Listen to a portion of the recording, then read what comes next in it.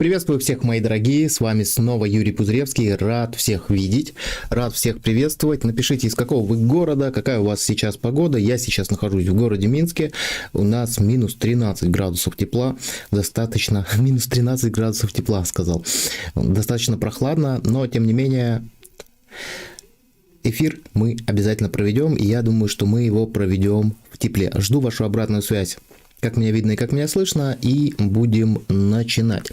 Сегодня у нас интересная тема, сегодня у нас тема непростая, и я скажу так, наверное, этот эфир у нас сегодня будет не для всех. Почему? Потому что в результате этого эфира вы будете пересматривать свою личность в целом, да, вы будете понимать, живете ли вы в соответствии со своими ценностями, вы будете понимать, движетесь вы туда, куда вы хотите, или движетесь вы туда, куда вы не хотите.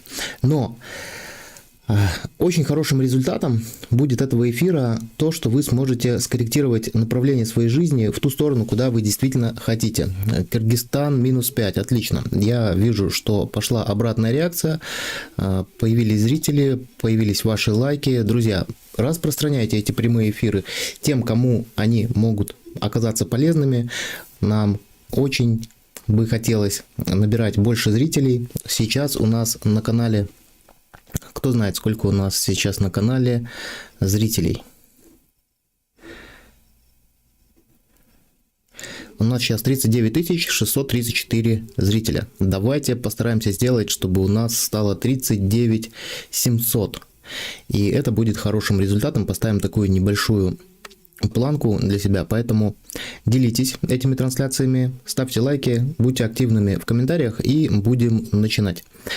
Видно, слышно отлично? Ну, отлично. Тогда не будем тянуть время и будем начинать. Я рекомендую вам сегодня работать с блокнотом, либо с бумагой, либо делать заметку в телефоне для того, чтобы вы могли не только в процессе этого прямого эфира отвечать на эти вопросы, потому что вопросы достаточно глубокие. Я собрал для вас 13 мощнейших, просто самых мощных вопросов, которые помогут вам хорошо переосознать себя, понять себя и вообще лучше понимать, кто вы есть. И на самом деле, мои дорогие, это и есть наша точка опоры. Почему?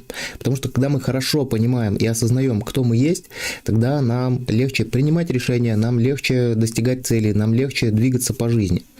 И здесь я хочу вам привести такую небольшую аналогию. И обратите внимание, мы здесь с вами уже все взрослые люди, да, скажем так, тем, кому за 20 и старше. Кстати, напишите, сколько вам лет и кто вы по профессии. По профессии не на кого вы учились, а по профессии, кем вы сейчас работаете. Это тоже будет важно. Я хочу обратить ваше внимание вот на какую вещь.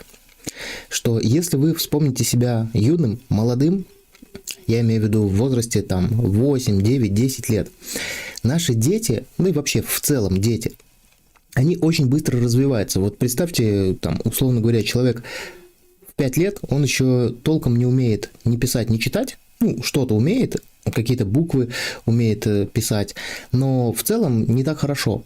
И уже в возрасте с 5 до, скажем так, 8-9 лет он начинает и писать, и читать, и много чего другого делать, изучать другие языки, начинает считать. Я говорю сейчас там, условно говоря, о том, что у нас начинает происходить после того, как мы попадаем в школу, да.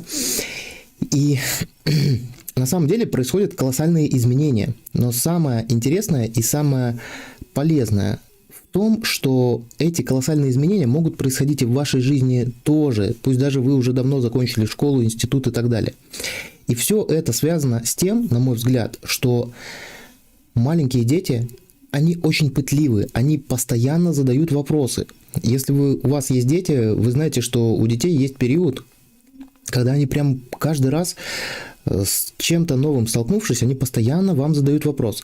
А что это? А почему? А что значит это слово? А почему этот человек делает так или не так? Но мы взрослые, почему-то мы считаем, что мы уже всему научились, и мы взрослые считаем, что нам вопросы задавать не надо. Но на самом деле вопросы – это двигатель прогресса. Вопросы – это то, что позволяет нам не закостенеть в нашем развитии, и вопросы – это то, что постоянно толкает нас развиваться. 47, юрист, психолог, супер, Колорадо, плюс 10, добрый вечер всем. Хорошо, друзья, будьте активными. 47, коммунальщик, Надя, здравствуйте. Хорошо, мои друзья, надеюсь, что у вас уже есть на чем писать, на чем записывать свои ответы, потому что это будет важно. Так, тут такая важная тема, а тут это работа. Андрей, не нужно так переживать, потому что все эфиры на нашем канале остаются, и вы сможете пересмотреть в записи. Более того, у меня для вас заготовлен бонус, у меня подготовлен конспект, с помощью которого я буду проводить этот прямой эфир. И этот конспект вы можете получить у меня в Instagram, написав личное сообщение, словосочетание «мощные вопросы». Будете писать, я вам вышлю этот конспект, если он вам окажется или покажется важным и нужным. Поэтому переживать не надо, либо пересматриваем в записи, либо берем короткий конспект, по которому я веду свое повествование, и таким образом восполняем то, что вы сейчас не можете смотреть. Пятилетки постоянно задают вопросы, такие, да, именно не обязательно пятилетки, 5, 6, 7. Тут, знаете, от возраста меняется характер вопросов. Но, да, вот начиная уже лет с 5, дети начинают прям очень активно задавать вопросы, иногда даже утомляет, потому что они могут один и тот же вопрос на одну и ту же тему задать несколько раз. И это не потому, что они глупые, не потому, что они хотят вам досадить, а потому что они хотят действительно понять, потому что очень часто, когда мы им что-то объясняем, они видят, что это не соответствует тому, что мы рассказали. Поэтому они постоянно задают вопросы. Поэтому, чтобы получить огромный прорыв, чтобы получить огромное количество энергии и больше получить целей и свершений, я рекомендую вам задавать вопросы. Если вы готовы, давайте начинать.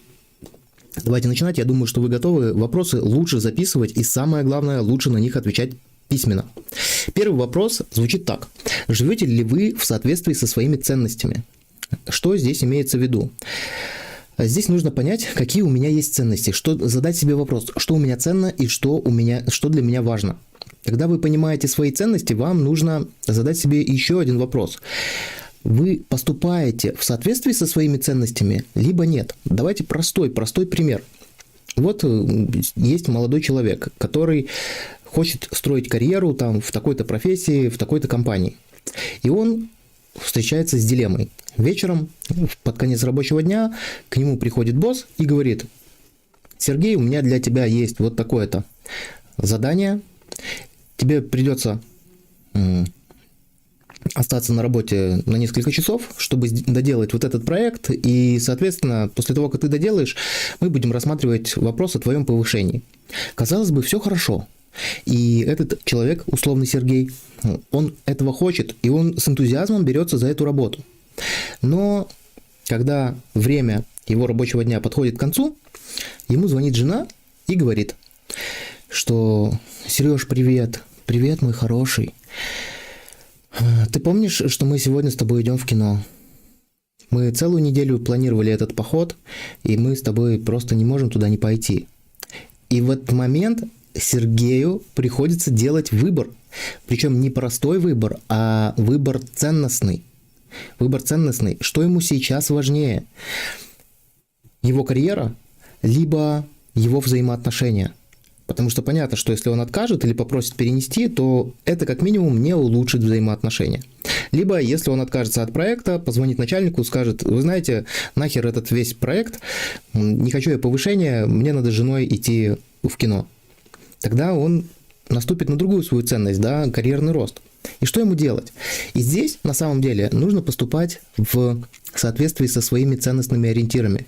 Другими словами, задать себе вопрос. Вот на месте этого Сергея нужно задать себе вопрос. Что мне сейчас важнее? Что у меня сейчас в приоритете? Карьерный рост, либо развитие или усиление взаимоотношений с моей супругой или там с девушкой? И когда он найдет для себя ответ на этот вопрос, он для себя решает сразу несколько задач. Если у него в приоритете карьера, то, отказав своей жене или девушке, он не будет так сильно об этом переживать, потому что он для себя уже сделал выбор, и этот выбор ценностный, он основополагающий. Либо, если он, задав себе вопрос, понял, что мне сейчас важнее налаживать отношения со своей второй половинкой, то, соответственно, позвонив начальнику и сказав, что я отказываюсь, у меня нет возможности, мне надо уходить, то он не будет переживать, потому что он поступил в соответствии со своими ценностями. Поэтому, отвечая на этот вопрос, живете ли вы и действуете ли вы в соответствии со своими ценностями? Задайте себе этот вопрос и спросите себя, что для меня ценно сейчас, что для меня важно сейчас. И когда я принимаю какие-то решения, либо делаю какие-то действия, я поступаю в соответствии со своими ценностями, либо у меня есть какое-то противоречие. Если вы находите какое-то противоречие, то это сигнал и символ того, что пора что-то менять в этой жизни. После каждого вопроса, друзья, вот такие у нас будут блоки сегодня. Я буду задавать вопрос, который нужно задать себе, буду делать какие-то пояснения. После этого я буду обращаться к вашим комментариям, пока вы отвечаете на свой вопрос у себя на бумаге. Я буду зачитывать ваши комментарии, и мы будем переходить к следующему вопросу, потому что каждый вопрос важен. Он затрагивает очень важные аспекты нашей жизни. Поэтому сейчас перейдем к комментариям. Я зачитаю, посмотрим, что вы написали, и затем перейдем к следующему вопросу. Так, добрый вечер, Калининград, зеленая трава, но подмораживает. Отлично, добрый вечер, привет из Гродно, супер, привет, Аня. Так, добрый вечер всем, добрый вечер, здравствуйте, напоминает ШЗП. Мало ли кому что напоминает. А почему жена не порадуется за мужа? В кино ведь можно сходить и в другой день. Надя, это вопрос уже того, насколько человек, во-первых, выстроил систему коммуникации со своей второй половинки, а во-вторых, что очень важно, и это касается как раз непосредственно нашего этого вопроса, когда мы действуем из своих ценностей, когда мы их знаем, когда мы знаем, что у нас в приоритете, то, находясь в семейных отношениях, было бы очень хорошо и круто, если бы мы своими основными ценностями делились со своей второй половинкой. И тогда, когда мы обозначаем, что для меня сейчас важна карьера, я тебя очень люблю, но для меня сейчас важно сделать вот этот прорыв. Предложить какое-то обоснование, потому что я хочу там встать на ноги, пока я молодой, пока у меня есть энергия, я могу там много работать, и так далее. Можно построить эту коммуникацию вполне себе нормально. Но многие люди, они же живут как чужие на самом деле. Когда ни муж, ни жена не знают ценностей друг друга, не знают целей друг друга. Часто бывает такое, что они даже не имеют совместных целей. Это уже вопросик. Но у нас эфир не про взаимоотношения. Кстати, напишите в комментариях, нужны ли вам видеоролики про семейную коммуникацию, как строить взаимоотношения между мужчиной и женщиной. У меня есть мысль завести еще такую рубрику на этом канале. Так, если ценности конфликтуют, как быть? Напишите подробнее, опишите свою ситуацию, потому что быть можно по-разному. Самый простой мой ответ на ваш вопрос – это так. Поставить приоритет. Какая ценность важнее, чем другая? Какая ценность важнее, какая менее важная? А если вы хотите более детально, то напишите более детальный вопрос. Да, иногда. Хорошо, друзья. Пока вы пишете, переходим ко второму вопросу. Который стоит себе задать. Он очень простой. Задайте себе вопрос, а в чем вы хороши? Вот в чем вы хороши? Какие у вас навыки есть? В чем вы действительно чувствуете себя преуспевшим? И второй вопрос, который является следствием этого, как часто вы этим пользуетесь? Почему это важно? Мы же здесь собрались для того, чтобы стать лучше, для того, чтобы наша жизнь была более гармоничной, чтобы мы лучше всего ладили сами с собой. Итак, задайте себе вопрос, в чем вы хороши и часто ли вы этим пользуетесь? Может быть, вы хороши в коммуникации с детьми, может быть, вы хороши в коммуникации со взрослыми, может быть, вы хороши еще в чем-то, может быть, вы хорошо продаете, может быть, вы хорошо вяжете крючком, может быть, вы хорошо делаете еще что-то, разговариваете на английском языке или переводите тексты. Может быть, вы хорошо умеете читать книги, быстро их читать. У каждого есть огромное количество своих достоинств. И после того, как вы составите список того, в чем вы хороши, задайте себе вопрос, как часто вы пользуетесь тем, в чем вы хороши. Почему это важно? Потому что когда мы знаем, в чем мы хороши, и очень часто, ежедневно используем эти навыки, наша жизнь становится более наполненной. Мы чувствуем себя более уверенными и счастливыми людьми. Почему так происходит? Потому что когда мы знаем про свои навыки, которые у нас есть от природы, либо вы их развивали специально, это в данный момент не важно. Но важно то, насколько часто вы это применяете. Потому что можно было, не знаю, учиться ездить на лыжах все детство. Ну, допустим, там кого-то родители заставляли, или играть на трубе. И вы достигли в этом какого-то хорошего результата. Но после того, как вы повзрослели, и сейчас вы умеете ездить на лыжах хорошо, и умеете играть на трубе, ну или что-то еще делать, или танцевать умеете, рисовать умеете, но вы сейчас этим не пользуетесь, то здесь вы как будто какую-то часть своей жизни потратили впустую. И это нехорошо. Важно понимать, в чем я хорош, и важно то, в чем вы хороши, постоянно использовать. Это прям очень важно. Задайте в тему этого вопроса себе еще один такой вспомогающий вопрос, вспомогательный. Что для вас естественно? Потому что то, что для вас естественно, не будет естественно для других людей. Сейчас поясню, что это значит. Ну, допустим, для меня естественно проводить прямые эфиры и снимать видеоролики. К примеру, да, я сейчас беру просто свой какой-то навык. Я это умею делать, я это привык делать. А для другого человека это вообще прям каторга, это прям невозможно. Почему мне важно это делать? Вот для меня это естественно, и мне важно это делать. Если я вдруг перестану это делать, соответственно, в этот момент времени я начну делать что-то другое, и не факт, что я буду делать что-то, что мне естественно.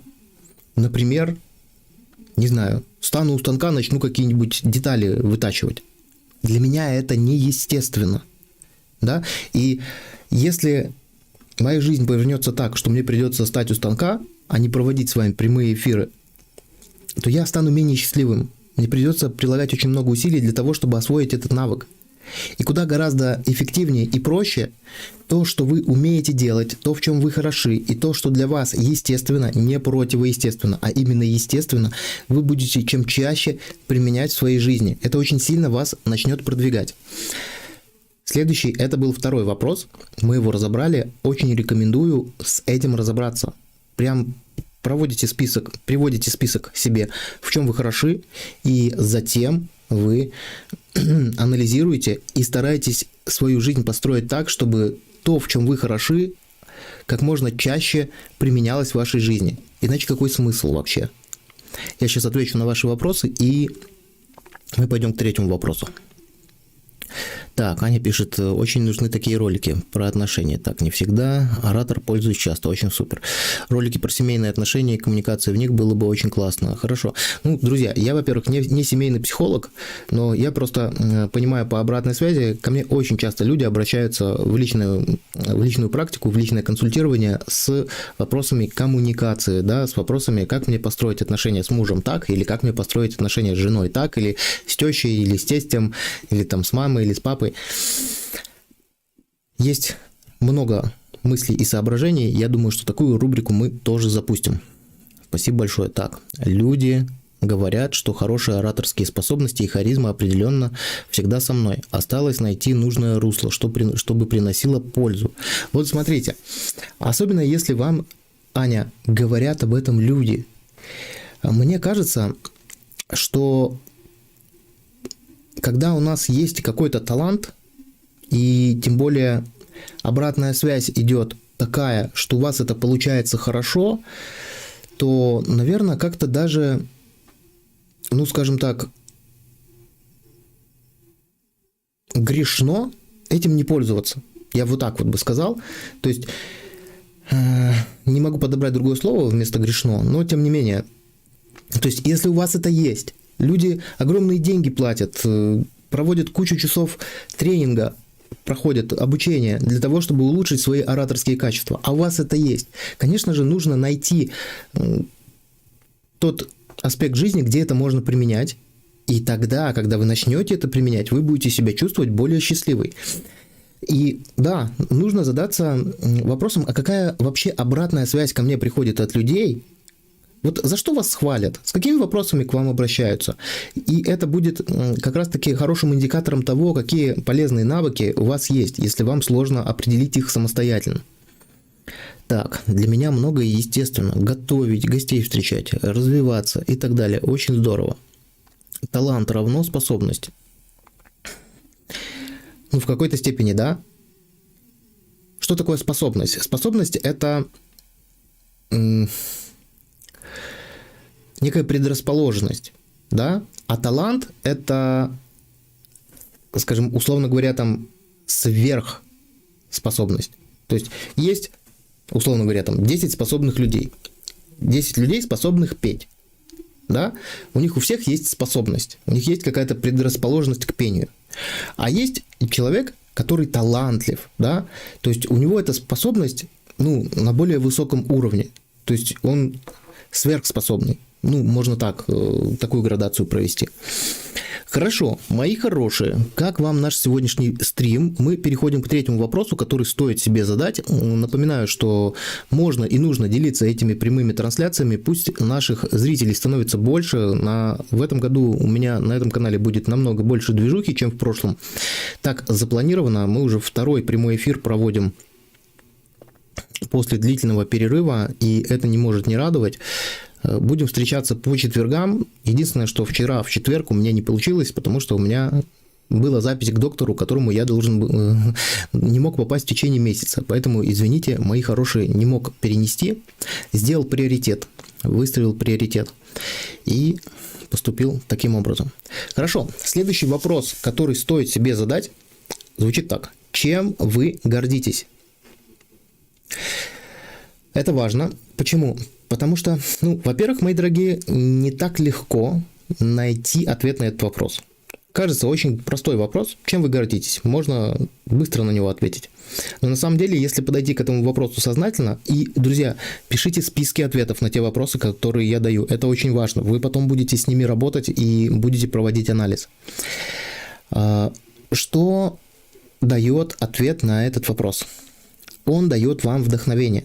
Вот когда вы находите те вещи, которыми вы действительно гордитесь, те вещи, которые связаны с вами, которые вы произвели на свет, условно говоря, когда у вас будут периоды, может быть, грусти, депрессии, отката, если вы будете обращаться к этому списку, вот это и будет вам давать вдохновение. Если вы написали книгу, это повод для гордости. Если вы, не знаю, мама 3 детей, это повод для гордости. Если вы мама одного ребенка, это повод для гордости. Если вы переехали в другую страну, это повод для гордости. Все ваши достижения, просто подумайте об этом. Чем больше список вы составите, это, знаете, ваша такая подушка безопасности. Вы начинаете немного хандрить, начинаете чувствовать грусть. Перечитывайте этот список.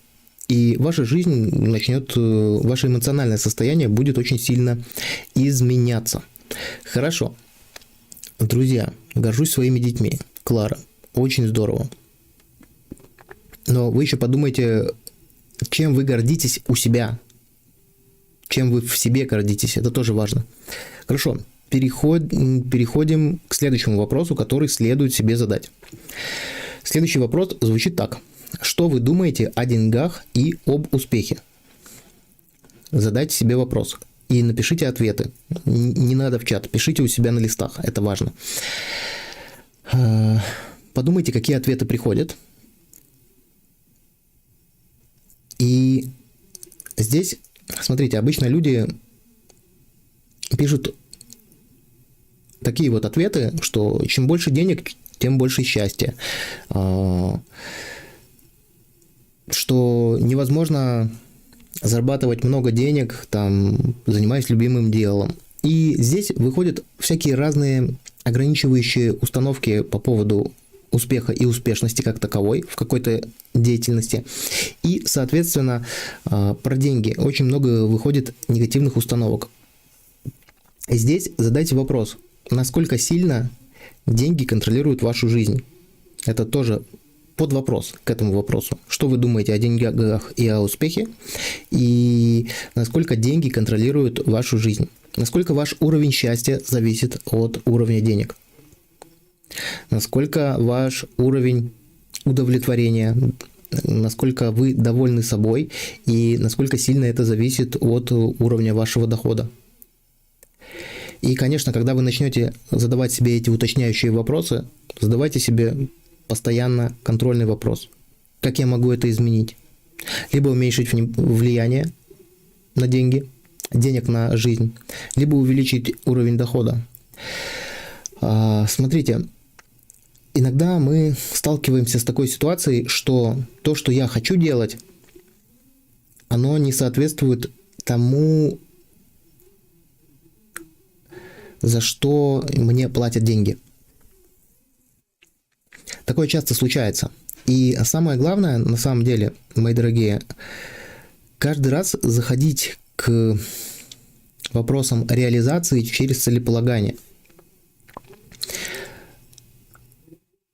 Как это объяснить? Объясню на простом примере. Если вы хотите петь, а работаете, не знаю, продавцом в магазине парфюмерии, то нужно всегда себе задавать вопрос: я для чего здесь работаю? Если ваш ответ «я работаю здесь для денег», то задайте вопрос, для чего вам деньги. Когда вы поймете, кроме того, что там купить себе одежду, еду, заплатить коммунальные там за квартиру и все такое, а зачем вам еще деньги?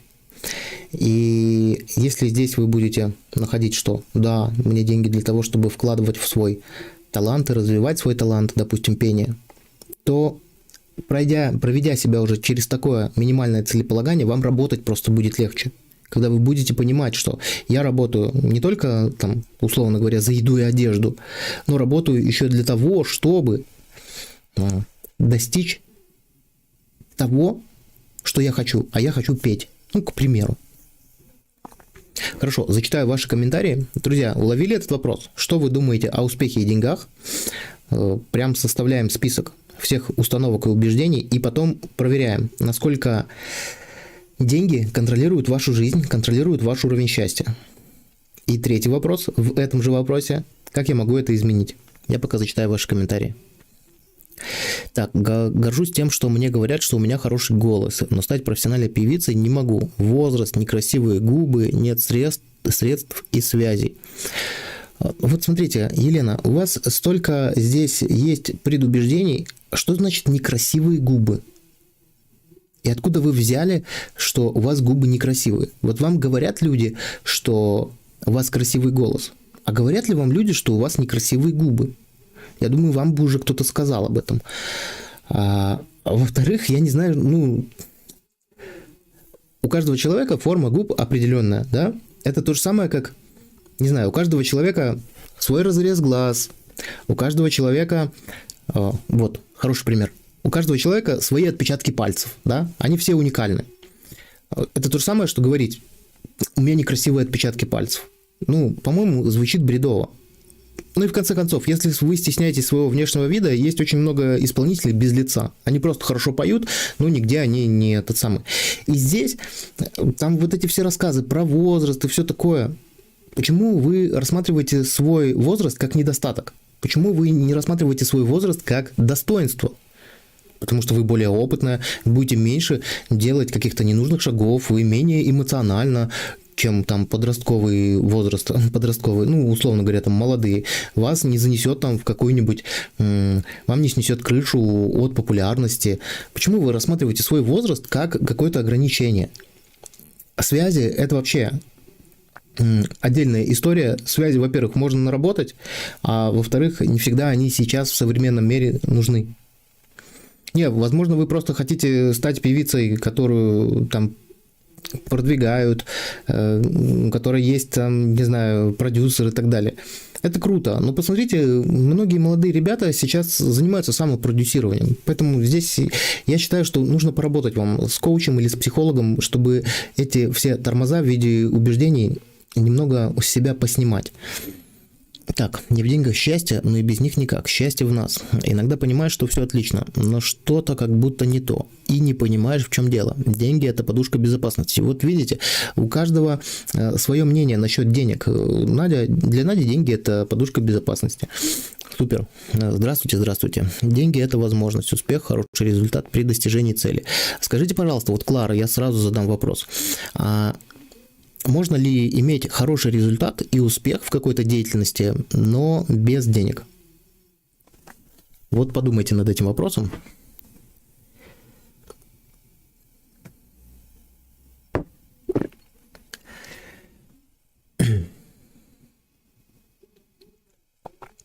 Хорошо. Друзья, переходим к следующему вопросу, который стоит себе задать.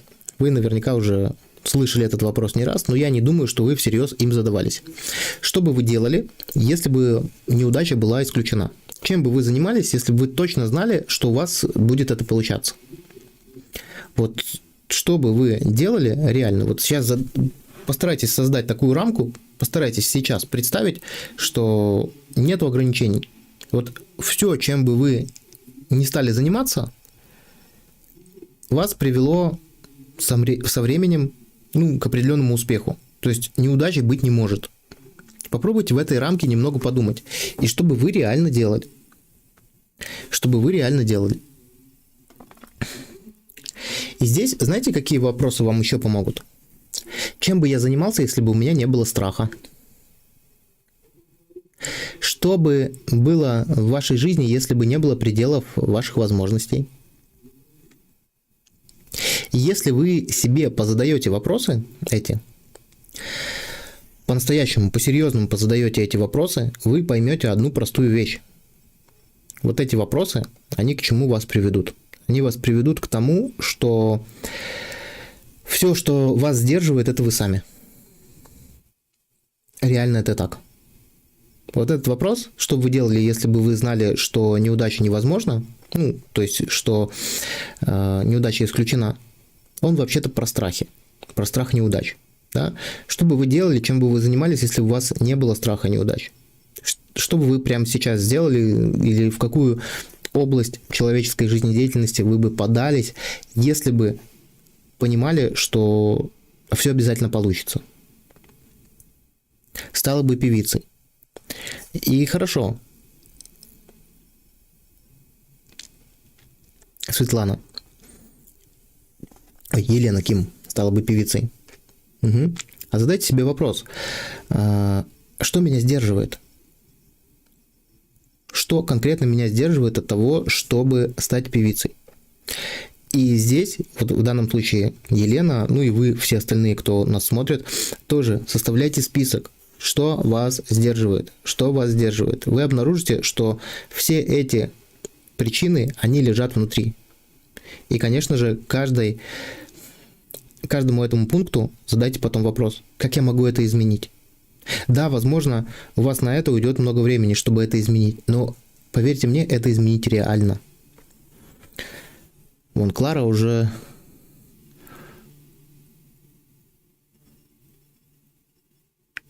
ответила. Угу. Хорошо. Здравствуйте, здравствуйте. Следующий вопрос, который стоит себе задать, это за что вы больше всего благодарны? Помните, у нас был вопрос, чему вы гордитесь? А следующий вопрос, за что вы благодарны? И здесь смотрите, почему очень важно. За что вы благодарны? Этот вопрос помогает нам сфокусироваться на том, что есть, и переключить фокус с того, чего нет. Сейчас поясню, что это значит. Мы очень часто испытываем нересурс от недостижения какого-то результата. Вот кто-то хочет стать певицей, кто-то еще кем-то хочет стать, кто-то хочет получить какой-то результат, и он расстраивается от того, что у него этого результата нет. А если вы зададите вопрос, за что вы больше всего благодарны вообще вот в жизни, за что вы можете сказать спасибо? Всевышнему, Вселенной, себе, окружающим людям, какие у вас есть уже результаты. Там, может быть, вы получили какое-то образование, работаете на какой-то важной работе и так далее. То есть очень важно сфокусироваться на том, что есть. И этот вопрос, за что вы больше всего благодарны, помогает вам действительно сфокусироваться на том, что уже есть, на тех результатах, которые уже есть, и они будут давать вам дополнительную энергию. Если вы создадите список того, за что вы благодарны, вы будете себя чувствовать намного ресурснее. И когда вы создадите список того, за что вы благодарны, то задайте себе еще вопрос на поразмышлять. Поразмышляйте над этим. Насколько те вещи, за которые вы благодарны, поспособствовали тому, что вы сейчас есть тот, кто вы есть, или та, кто вы есть.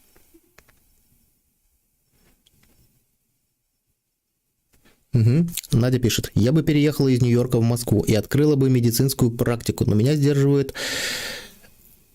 сумасбродность этой идеи, и есть страх, что оно будет, как оно будет на самом деле. Угу. За то, что мы можем сделать все, если будем верить в себя. А вы верите в себя, Клара? Судьбе, встрече в нужное время с нужными людьми. Ну, смотрите, это очень поверхностно. Постарайтесь не в комментариях, а в своих блокнотах расписать более конкретно. Там получится достаточно солидный список. Если вот так вот там взрослую часть своей жизни проанализировать, там получится солидный список вещей, за которые вы благодарны. И потом, когда вы этот список закончите, задайте себе вопрос, как все эти события, как все эти вещи поспособствовали тому, что вы стали тем человеком, кто вы есть сейчас. Хорошо, друзья. Следующий вопрос очень важный. Можете его записать. И тоже рекомендую составлять список тех ответов, которые у вас получатся на этот вопрос. Он звучит так. Что вам нужно, чтобы простить себя? Ну, я понимаю, что этот вопрос уже предполагает, это такая пресуппозиция получается, что, задавая себе этот вопрос, мы как бы уже подразумеваем, что мы испытываем какое-то чувство вины или какой-то стыд, или какую-то провинность за какие-то события. И на самом деле люди очень сильно этому подвержены, и я этому подвержен. И многие из вас, кто сейчас смотрит этот прямой эфир, тоже этому подвержены. Смотрите, когда мы совершаем ошибки, большие, маленькие, мы себя виним в них. Вот я мог поступить так, а вот так. Часто можем себя начать обзывать. Когда мы себя за что-то виним, мы очень медленно двигаемся вперед к своим целям и к своим результатам. Вот прям очень медленно. Мы прокручиваем у себя в голове, жуем эту мысленную жвачку. И мы находимся, наше внимание сфокусировано в прошлом в этот момент. И здесь, я считаю, друзья, вот это прям середина наших вопросов сегодняшних к себе. Здесь нужно составить прям серьезный такой вдумчивый список. Почему это важно? Потому что с этим списком нужно будет поработать. Подумайте, за что вам стоит себя простить. И потом начните работать с этим списком. Прямо после эфира можете начать. Вы составляете список. Есть за что себя простить. Каждый знает, за что себя можно простить. Определенный список каких-то событий, решений, поступков. И потом начинаете работать с этим списком вот каким образом. Вы говорите фразу «Я прощаю себя за» и зачитываете то, что у вас там первым пунктом. «Я прощаю себя за» и прочитываете то, что вслух желательно, что у вас находится следующим пунктом. Итак, если вы один раз в день поработаете с этим списком в течение хотя бы дней 5-10, вы очень сильно продвинетесь в прощении себя, и у вас просто вот это глобальное иррациональное чувство вины, оно гораздо более станет меньшим. У вас как груз с плеч упадет, и вы начнете больше двигаться вперед. Вы начнете больше двигаться дальше. И вот этот вопрос, и эта практика помогает на самом деле жить больше в настоящем, чем постоянно зависать мыслями в прошлом.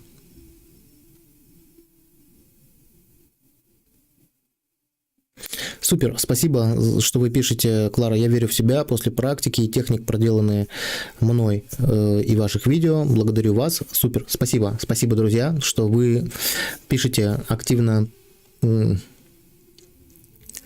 комментарии и за то, что вы благодарите. Это придает дополнительного понимания, что я создаю ценность.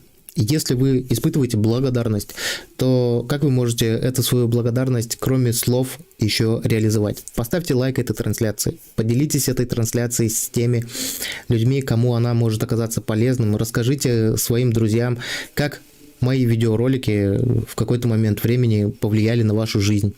И, возможно, вашим друзьям и знакомым это тоже поможет. Ну и приглашаю вас двигаться дальше, задавать себе следующий вопрос. Следующий вопрос тоже достаточно глубокий. Он про счастье. И он звучит так. Делаете ли вы то, что приносит счастье вам, либо вы чаще пытаетесь принести счастье другим, либо угодить другим? Вот это прям очень важно. Делаете ли вы то, что приносит счастье именно вам, либо вы чаще стараетесь принести счастье другим или угодить другим? К сожалению, наш мир так устроен, и социум так устроен, что почему-то мы теряем приоритетность нашего собственного счастья.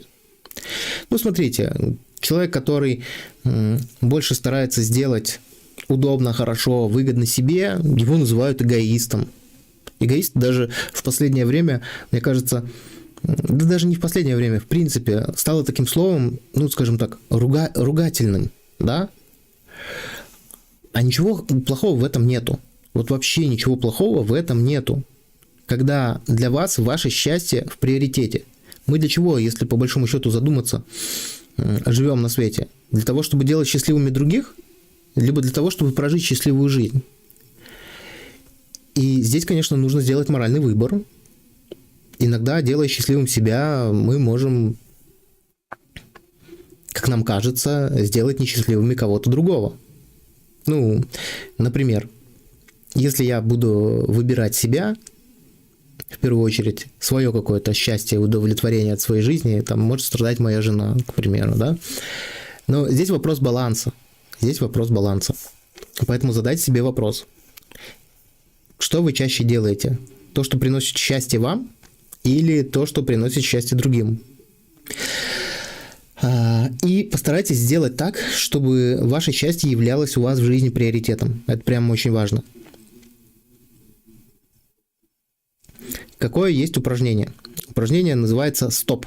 Я очень часто применяю это упражнение в личной практике. Если вы понимаете и замечаете, отлавливаете себя в своих поступках, что вместо того, чтобы сделать счастливым, более счастливым себя, вы делаете что-то для другого, то себе нужно сказать в этот момент «стоп». Прям говорите «стоп» и задавайте себе вопрос: а зачем я так делаю? Смотрите, по поводу уровня счастья, удовлетворенности. Мы можем, безусловно, делать счастливыми других, но,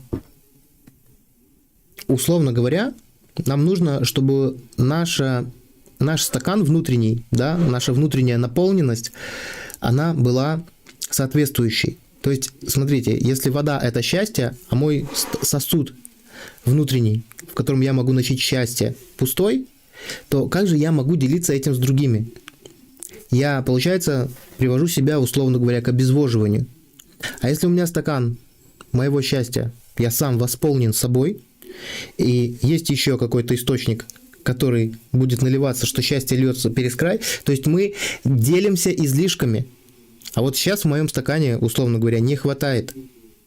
Я не могу этим делиться, потому что мне самому мало. И здесь нужно поставить себе вот такую задачу. Делать счастливым, более счастливым себя в первую очередь, чем других. Ну, смотрите, у несчастливого человека, наверное, не будет все получаться. Многие люди делают так, что я делаю счастливым своих детей, а сам буду страдать. Я страдаю ради того, чтобы мои дети были счастливыми. Скажите, пожалуйста, у страдающего родителя могут быть счастливые дети? Он же научит своих детей страданию, своим поведением. Дети учатся у нас от поведения нашего, а не от того, что мы им говорим, не от того, что мы им делаем, даем образование. Они смотрят на то, как мы себя ведем, и начинают вести себя соответственно. И здесь очень важно понять и выставить приоритет, что да, я хочу делать других людей более счастливыми, но мое счастье для меня чуть-чуть важнее.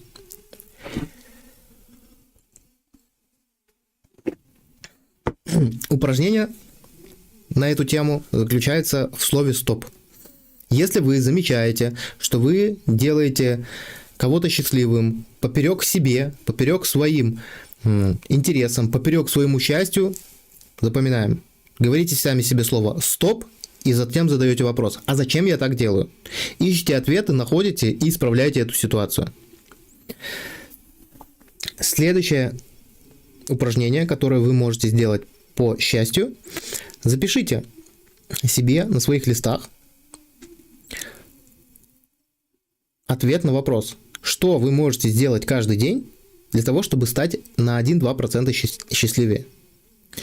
Что вы можете делать каждый день, чтобы становиться немного счастливее. Зачитаю пока ваши комментарии. Благодарю вас, других порадовать чаще. То же самое, других, чем себя. Радовать других приносит удовольствие. Вот видите, вам приносит это удовольствие, но не счастье. Можете ли вы назвать себя, Изумруда, счастливым человеком?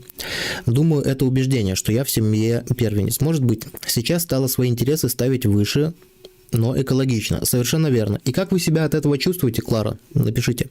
Раньше другим, но потом обижалась, что никто не делает тоже для меня. Но как быть с мамой? У нас ситуация, или ее надо лечить за границей, или вкладываться в мои цели. Елена, вы задаете хороший вопрос, но я вам на него не отвечу. Вам нужно самой на этот вопрос ответить. Как вам лучше, как вам поступить в соответствии с вашими ценностями. Вот действительно, это тот самый первый вопрос, на котором мы сегодня останавливались, о чем мы сегодня говорили. Изумруда, вот видите, вы делаете других счастливыми, и вам это приносит удовольствие. Но чувствуете вы себя на 50% счастливым человеком. Подумайте, что можно улучшить. Вот задайте себе этот вопрос. Что я могу делать каждый день для себя, чтобы чувствовать себя немного более счастливым человеком? И будем двигаться дальше. Так, следующий вопрос звучит так. Есть ли у вас глобальное видение себя? О чем этот вопрос? Этот вопрос о том, что понимаете вообще вы куда-то движетесь, либо вы просто реагируете на текущие обстоятельства. Как говорят, плыть по течению, да, есть такое уже устоявшееся выражение. Я плыву по течению. Чтобы не плыть по течению, нужно иметь представление о себе в будущем. Куда через 5, через 10 лет, к чему вы хотите прийти. Пускай оно будет не очень четкое, не очень сформулированное по смарту, или не будет прям конкретизировано, где, в каком году, при каких обстоятельствах вы должны оказаться. Но видение, куда вы хотите идти, оно должно существовать. Либо здесь неправильно будет слово «должно существовать», либо если у вас нет видения, вы будете просто реагировать на окружающую среду. Вы будете реагировать на то, что происходит. Вот глобальное видение – это ваш маршрут. И следующий вопрос, который по поводу вашего глобального видения, то есть кем я хочу быть, к чему я хочу прийти в итоге в этой жизни. Глобальное видение может меняться, но пусть оно лучше меняется, чем его нет вообще. И когда вы уже понимаете свой маршрут, когда вы уже видите свое глобальное видение, задайте вопрос. Вот у вас есть свой маршрут. Легко ли кто-то может его изменить? Легко ли кто-то ваше глобальное видение может изменить извне? Если его может кто-то изменить легко, то либо это не совсем верно сформулированное видение, То есть вы не до конца в это верите, что вы на это способны. Это прям тоже очень важно. Важно верить еще в свое видение. Вот такой вопрос. Подумайте над своим глобальным видением. Каким человеком я хочу быть? К чему я хочу прийти? Кем я хочу быть в профессии, в семье, ну и так далее. Так, чувствую себя хорошо. Это ответ на вопрос. Угу. Вот Клара стала ставить свои интересы выше, но экологично. И стала чувствовать себя хорошо. Отлично.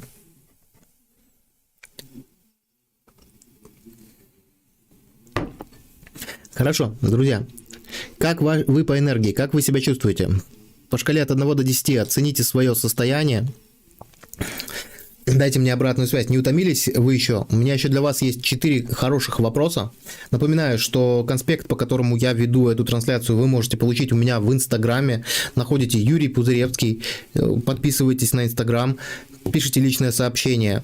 Мощные вопросы. Я присылаю вам после этого эфира конспект, если он вам необходим. Чтобы не пересматривать эфир, а чтобы у вас было короткое содержание тех вопросов, над которыми стоит работать с собой постоянно, которые будут вам лучше структурировать вашу жизнь, и вам будет в целом комфортнее себя осознавать. Хорошо. Если каждый день буду делать шаг в развитие, буду чувствовать себя счастливой. Супер, хорошо. 8 из 10. Хорошо. По шкале от 1 до 10 оцените себя, как вы себя чувствуете, как вы по энергии, и будем двигаться дальше. У меня для вас еще есть 4 мощных вопроса, которые обязательно повлияют, если вы на них ответите и подумаете над ними, они обязательно повлияют на вашу жизнь в положительном, позитивном ключе. 8 из 10. Хорошо. 8 из 10. Почему не 10? Расскажите, пожалуйста. Вы устали, хотите спать или что-то еще. Может, вам скучно со мной проводить это время. Может быть, мне нужно рассказывать быстрее, меньше говорить каких-то примеров, или наоборот, вас все устраивает. Как я могу повлиять на то, чтобы у вас было 10 из 10 на нашей трансляции? Вон, у Марии вообще 5 из 10. Это так себе результат. Хорошо, пока вы пишете... Перейдем к следующему вопросу. Тоже составляем список ответов на этот вопрос. Что вы откладываете на потом из того, что нужно сделать сейчас? Составляем список не сделанных вещей, которые мешают вам двигаться в нужном направлении. Составляем список из не сделанных вещей, которые мешают вам двигаться в нужном направлении. Смотрите, мои дорогие, многие люди всю жизнь свою проживают с ощущением, что у них над головой висит кирпич, либо что у них на плечах лежат горы камней. И именно это ощущение, оно у нас формируется из-за того, что у нас есть какие-то важные дела, которые мы откладываем, которые мы не делаем. Мы это не делаем по разным причинам. Но есть вещи, которые мы не делаем, и мы от них можем отказаться, а есть вещи, которые мы не делаем, но мы их все равно будем делать. Так вот, чтобы не таскать вот этот вот груз на своих плечах, нам нужно для начала составить список тех дел, которые нужно было бы сделать, но вы их не сделали. Список дел, которые нужно было сделать вчера, назовем вот так. Может быть, вы сейчас поймете, что пора уже этот груз сбрасывать. Чтобы сбрасывать этот груз, нужно... Первое, иметь список, и второе, начать над этим списком работать. И с каждым выполненным делом вы начнете чувствовать себя легче. Есть очень много затянувшихся дел. Доделать ремонт в квартире. Вот мы доделали ремонт в квартире, и у меня осталась там одна задача. Сделать на кухне эти самые дверцы для шкафчика. У меня уже все было готово. Вот вся квартира была готова. Но полгода я откладывал эти дверцы от шкафчика. А все, что нужно было сделать, это нужно было снять размеры, заказать их, подождать, пока их изготовят, и приделать. Работы, условно говоря, на 2 часа. Полчаса пообщаться с теми, кто их изготавливает. Полчаса для того, чтобы, достать инструмент, и час, чтобы их прикрутить.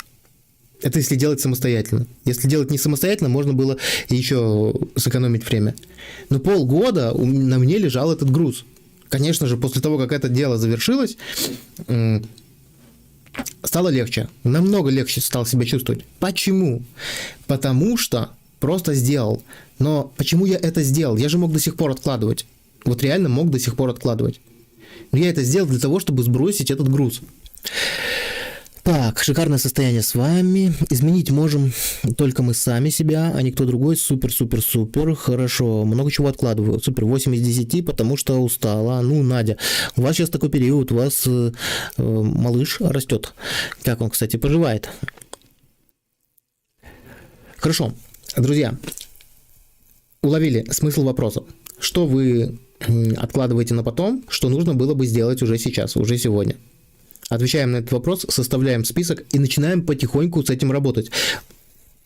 Многие люди могут ужаснуться, когда они составят список тех дел, которые они откладывают, что там и жизни не хватит. Ничего страшного. Главное иметь этот список. Знаете, почему важно этот список иметь?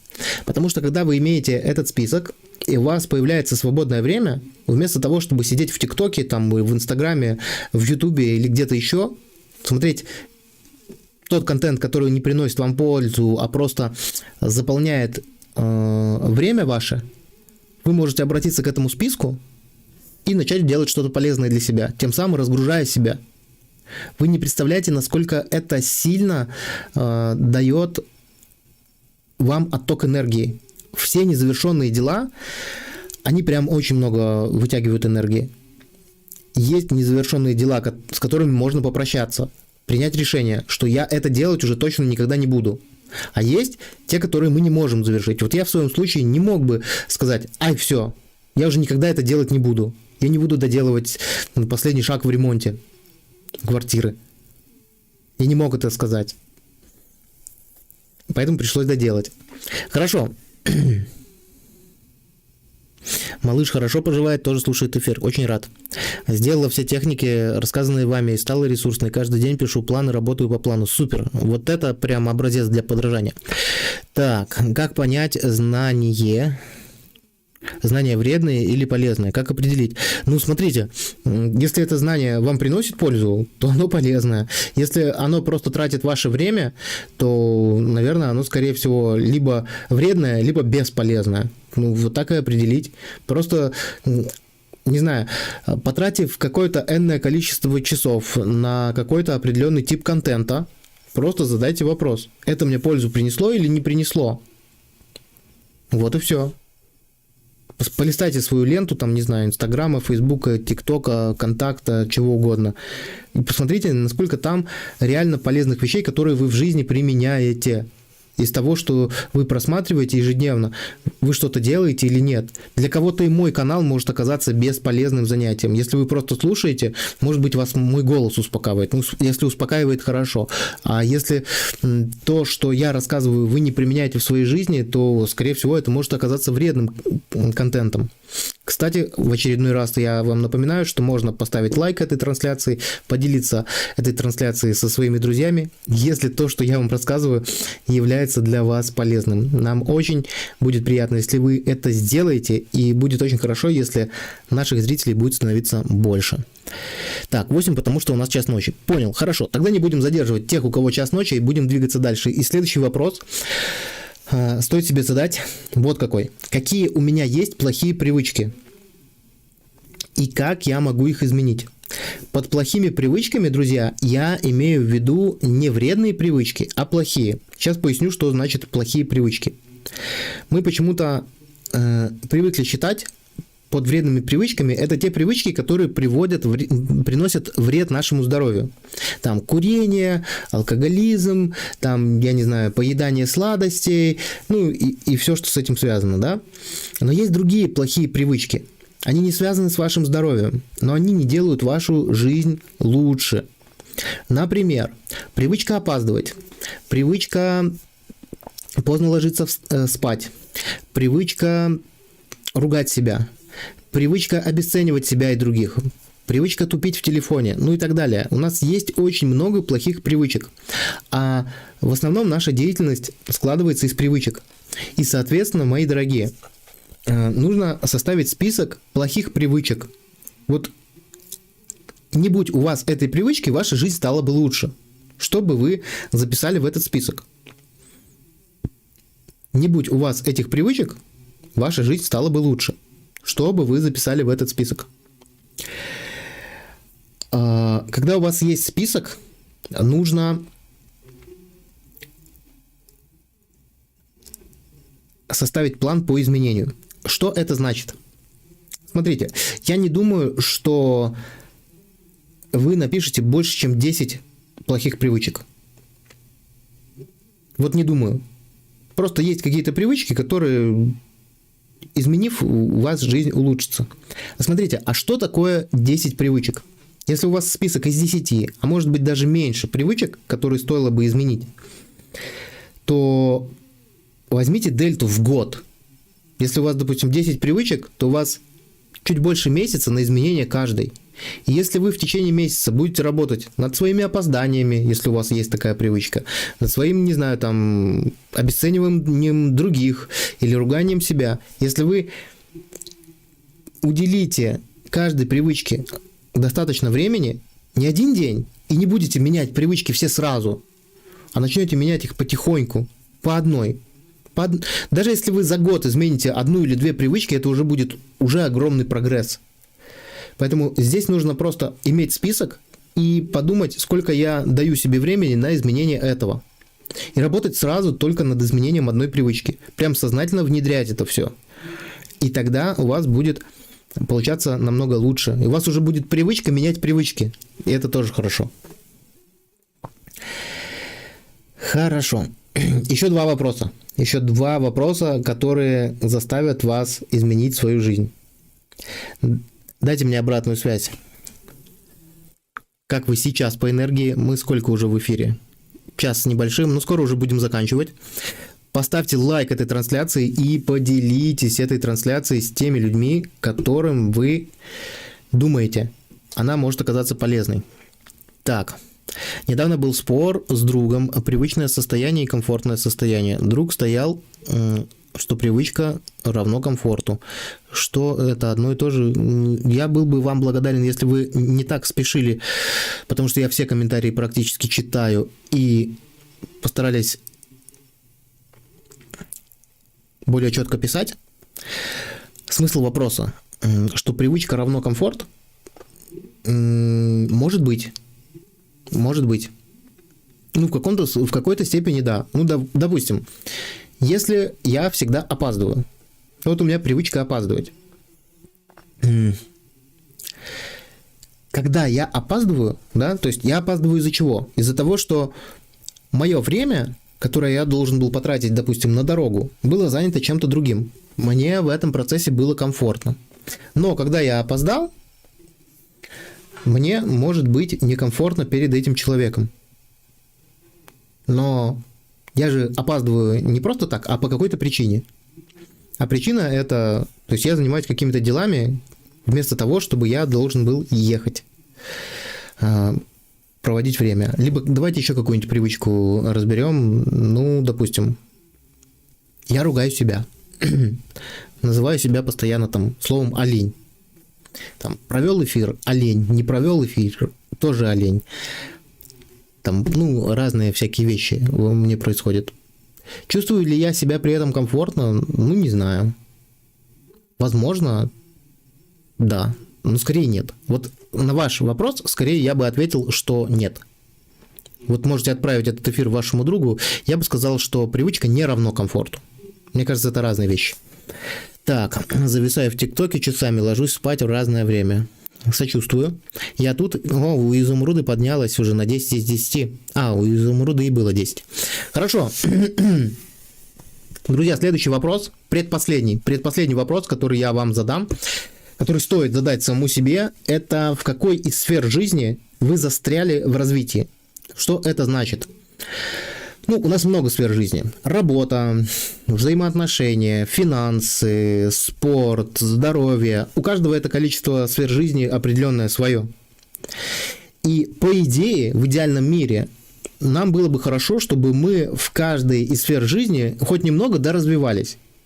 Чтобы доход у нас постепенно менялся, чтобы здоровье наше становилось лучше, чтобы отношения наши крепчали, чтобы путешествовали мы, к примеру, чаще, чтобы наши жилищные условия улучшались и так далее. Да?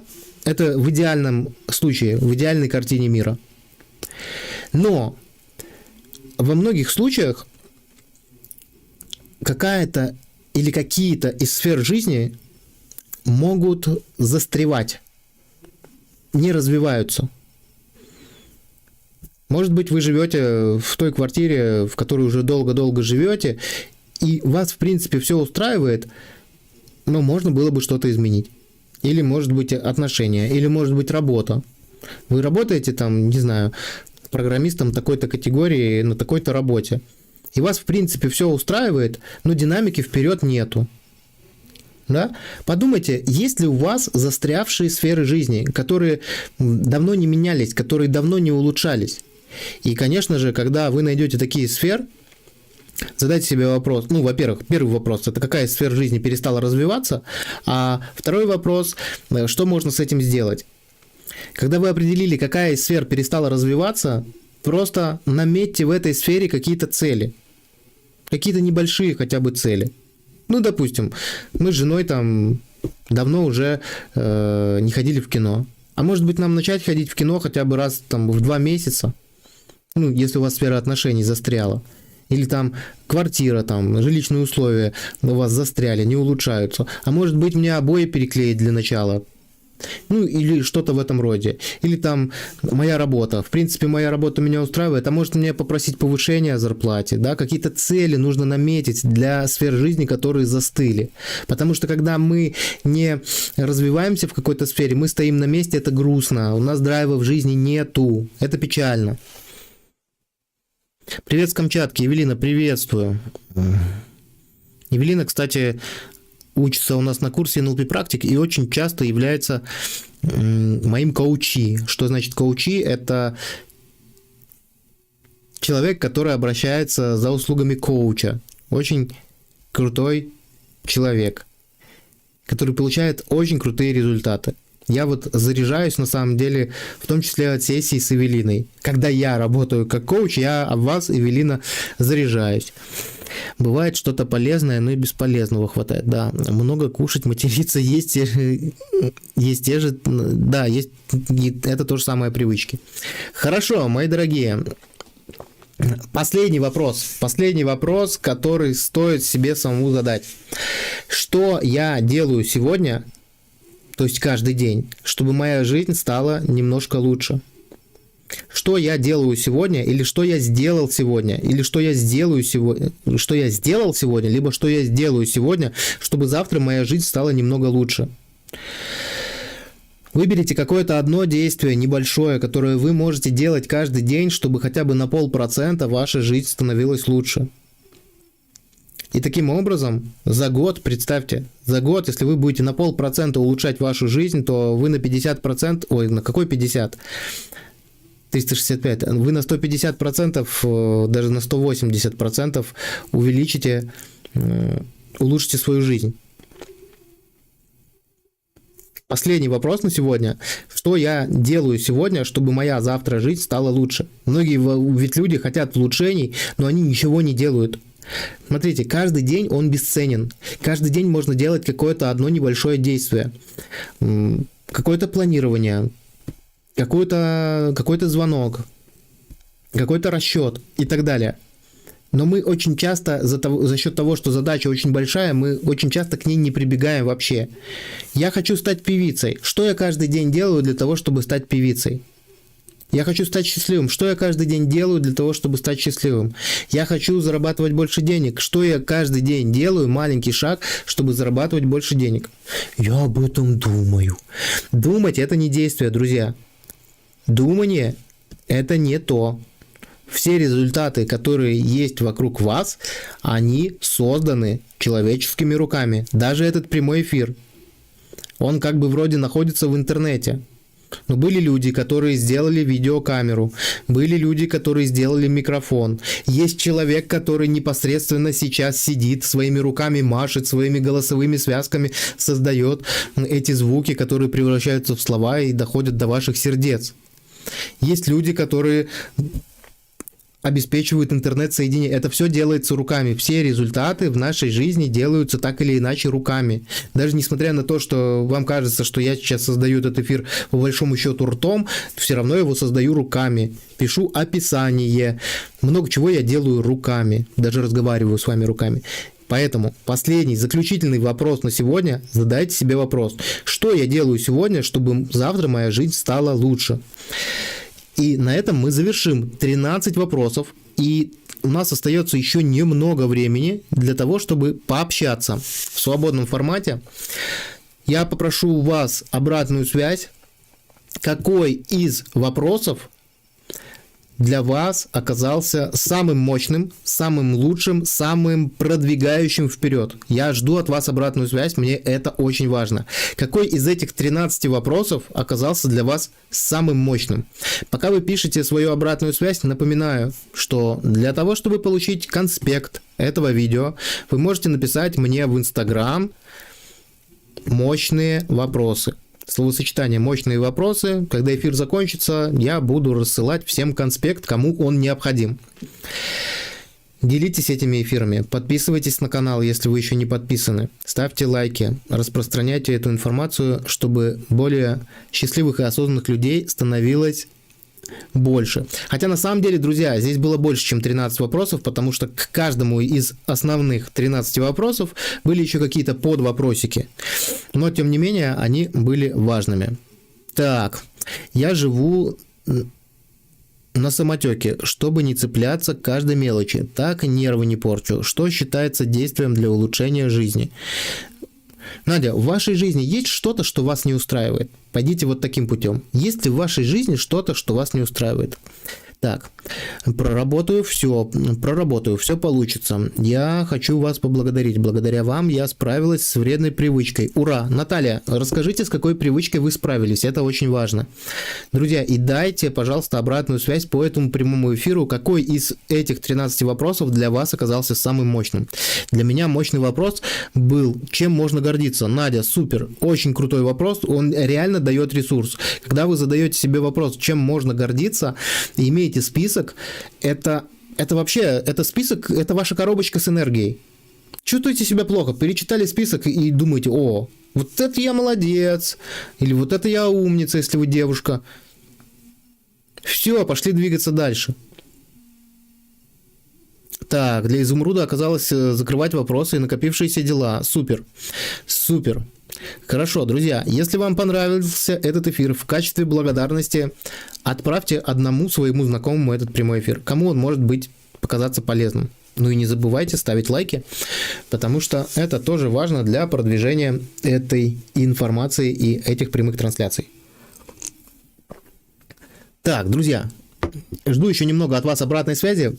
Какой из этих вопросов был самым важным, самым лучшим? Напоминаю, что нужен конспект, напишите мне в Instagram, пришлю конспект. Я пропустила первый вопрос. Мне понравился вопрос, чем гордиться. Супер, видите? Да, вопрос, чем гордиться, он действительно продвигает. Он действительно продвигает. Видите, у нас уже такой рейтинг начинает складываться. Уже 2 человека написали про вопрос, чем гордиться. На самом деле, если вы ответите на все эти вопросы и поработаете с этим списком вопросов, то вы даже сами не ожидаете, насколько сильно может стать иной ваша жизнь. Но не в один момент. Нам хочется мгновенных изменений. Изменения мгновенные происходят только в голове, когда мы начинаем строить несколько иной образ мысли. Но, соответственно, как только мы начали строить другой образ мысли, тогда мы уже начинаем меняться. Так, вы пропустили первый вопрос. А первый вопрос у нас был о том, действуете ли вы в соответствии с вашими ценностями. Как соотносятся ваши действия и ваши ценности. Что для вас ценно, что для вас важно. И когда вы действуете, когда вы принимаете решения, когда вы делаете какие-то дела, вы делаете их в соответствии со своими ценностями, в соответствии с тем, что вам ценно и важно, либо вы наступаете на свои ценности. Если вы понимаете, что вы действуете не в соответствии со своими ценностями, то здесь нужно задуматься, и, наверное, уже пора что-то в этой жизни менять. Что я могу сделать каждый день, чтобы становиться счастливее? Привычка курить. Ага, понял.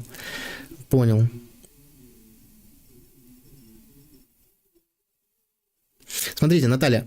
Да, супер. Я вас поздравляю, вы бросили курить с помощью наших видеороликов. Ну, вот это результат. Давайте поаплодируем плюсиками в чате для Натальи. Вот это прям... Знаете, как я радуюсь? Вы не представляете, когда ты делаешь видеоролик, либо проводишь эфир. Да, ты делаешь это для того, чтобы поделиться. Но когда человек сознательно потратил время, разобрал все по полочкам, когда... и получил результат, это настолько круто. Давайте плюсиками Наталье поаплодируем. Ставим много плюсиков в чат. Ну, это прям очень круто. Прям очень круто. Спасибо, что поделились, и я горжусь вами. Что я могу сделать сегодня для той сферы, которую развиваю? Супер, Эвелина написала. Елена плюсиками радуется, Эвелина. Супер. Наталья, вот вам еще один повод, чем гордиться. Смотрите, сколько людей вас поддерживают. Хорошо, мои дорогие, я надеюсь, этот эфир был для вас полезным. Ориентировочно эфиры мы проводим по четвергам. Может быть, будут обстоятельства, когда эфиры будут переноситься на другой день, как это у нас случилось сегодня. С наступающим всех Рождеством, если вы отмечаете, и с прошедшими праздниками, которые были вот недавно, Новый год, либо католическое Рождество. Всего самого хорошего. Перечитайте эти вопросы, ответьте на них, и пусть ваша жизнь станет лучше. Пусть ваша жизнь станет совершенно другой. И вы удивитесь себе, если вы проделаете всю эту работу. Пока-пока.